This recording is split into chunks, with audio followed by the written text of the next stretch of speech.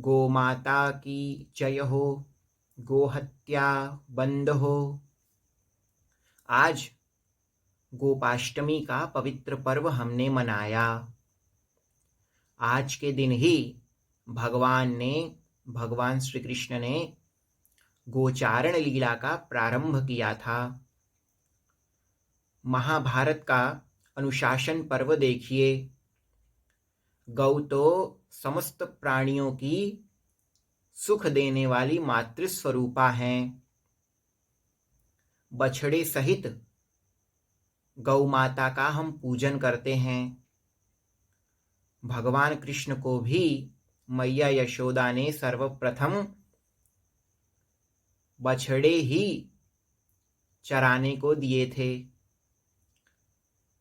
सर्वप्रथम भगवान ने बछड़े चराए, तत्पश्चात सुरभिचारण की लीला की, गोचारण की लीला की। इससे क्या दिशा निकलती है?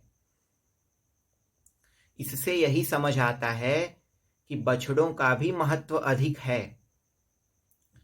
बैल को, हल को जब से हमारी कृषि से निकाल दिया, तब से गोवध की मौन स्वीकृति लोगों ने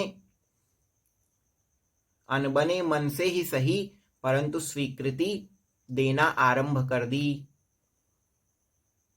एक समय ऐसा था जब लोग गौ हत्या देखकर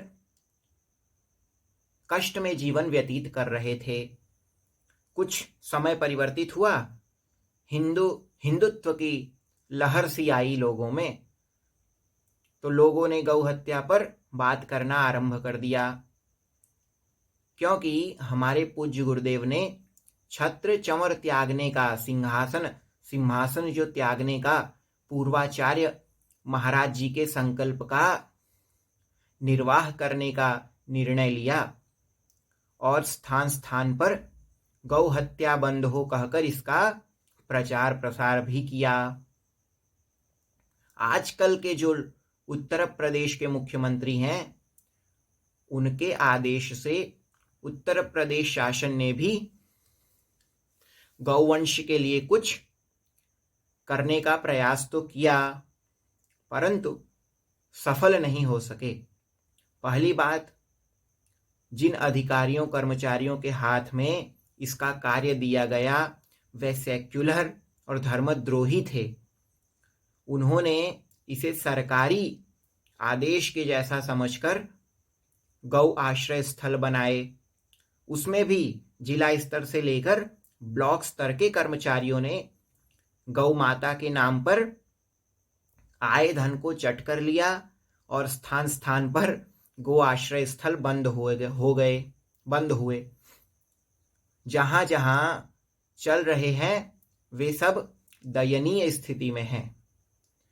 एक व्यक्ति प्रधानमंत्री के पद पर हैं आजकल। मैं नेताओं का नाम नहीं लेना चाहता, पाप समझता हूं, आप समझ जाइए, जो भी हैं सब जानते हैं। उनको गो हत्यारे गुंडे नहीं लगते, गौरक्षक गुंडे दिखते हैं। गो हत्यारे तो उनकी दृष्टि में गुंडे नहीं हैं, पर जो गौरक्षक हैं वे गुंडे दिखते हैं। वाह, मुझे तो नहीं लगता ऐसा नेत्र किसी सनातनी का होता है, और ऐसा नेत्र हम निकाल लेंगे। अन्यथा अपना नेत्र ऐसे लोग स्वयं बदल लें तो अच्छा है। ये विदेशियों और व्यापारियों की कठपुतली नेता, क्या कहूं, ये इससे सिद्ध क्या होता है?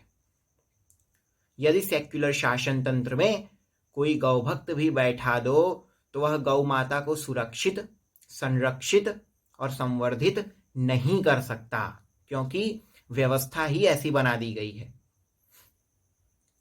आज भी गांधीनगर में गुरुजी एक कार्यक्रम में बोले, मैं सुन रहा था, किसी के प्रयोजन को निकाल दो, विकृति और विलुप्ति का मार्ग निकल आएगा। ट्रैक्टर ने आधा गोवंश का प्रयोजन वैसे ही समाप्त कर दिया, तो इस कारण बैलों को छुट्टा सांड लोग कहने लगे। उसके बाद धीरे धीरे लोग भैंस पालने के आदी होने लगे। जो गायें वृद्धा होने लगी, उन्हें भी लोगों ने छोड़ना आरंभ कर दिया। साथ ही साथ कृषि गौरक्ष वाणिज्यम वैश्य कर्म स्वभावजम, गौरक्षा सहित वाणिज्य और कृषि जब वैश्यों के हाथ में रहेगी, तभी गौ का व्यवहारिक लाभ लोग समझते हुए बृहत स्तर पर गोपालन करके गो संवर्धन कर सकेंगे। और यह धर्म और शासन दोनों का संयोजन होगा तभी संभव है।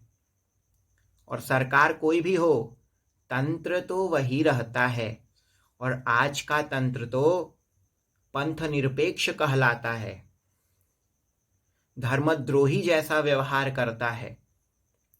तो वह परंपरा प्राप्त वैश्य वृत्ति को प्रोत्साहित करके कभी गो संवर्धन की ओर कार्य नहीं करेगा। यही बात है, मुख्य बात तो यही है। तब आप सोचेंगे कि करें क्या गो संवर्धन के लिए, गौ रक्षा के लिए। तो हृदय को संभाल कर सुनिए। जब तक आज का धर्मद्रोही म्लेच्छ संवैधानिक तंत्र है, तब तक गौ संवर्धन आप कर ही नहीं सकेंगे, और गौ माता के प्रति आप कोई कर्तव्य पूर्ण ही नहीं कर सकेंगे। बात कितनी भी कर लो, गौशाला कितनी भी बना लो, गौ हत्या बंद नहीं करवा सकेंगे। गौ हत्या बंद करवा भी लो, तब भी शासन के प्रत्यक्ष संरक्षण के बिना आप गो संवर्धन नहीं कर सकते। और म्लेच्छों का कॉन्स्टिट्यूशनल शासन धार्मिक प्रकल्प का संरक्षण स्वप्न में भी नहीं करेगा। यह एक सत्य है, एक सच्चाई है। अतः गोपाष्टमी के दिन आप चाहते हैं, आपके हृदय में यह भावना है कि गौ माता के लिए कुछ करें, भारत में गौ हत्या बंद हो, हमारे जीवित रहने पर गाय गाजर मूली की तरह काटी जा रही हैं, तो इसके लिए कुछ करना चाहते हैं, मूल स्वरूप में गौ संरक्षण हो, संवर्धन हो, तो इस संवैधानिक व्यवस्था को नष्ट करके आज ही संकल्प लीजिए कि सनातन धर्म राज्य, राम राज्य, हिंदू राष्ट्र की स्थापना में लगेंगे, और इससे ही अपने जीवन का उद्देश्य, इसे ही अपने जीवन का उद्देश्य बना लेंगे। ऐसा नहीं करना है, नानुकुर है, तो आपको गोपाष्टमी की शुभकामनाएं देता हूं। इन दुष्ट नेताओं से मांग करते रहिए गो हत्या बंदी की, इनका वोट बनते रहिए और गौ हत्या होने दीजिए, सब होने दीजिए। अरे ये वो भारत है, गौ हत्यारों का मस्तक धड़ से अलग तत्क्षण। और मैं तो करूंगा भाई, तैयारी कर रहा हूं, उचित समय आए, जो उत्तरदायी हैं सबको दंड दूंगा। अतः आप सभी साधना करिए, आप भी साधना करिए, शक्ति जुटाइए। बेकार फालतू का समय यदि नष्ट कर रहे हो तो इससे बचिए। गौ माता पर आस्था है, प्रेम है, तो प्रेम का मूल्य चुकाइए, आस्था का मूल्य चुकाइए। आपके लिए, हमारे लिए गौलोक, दिव्य लोक प्रतीक्षा कर रहे हैं। जय श्री कृष्ण।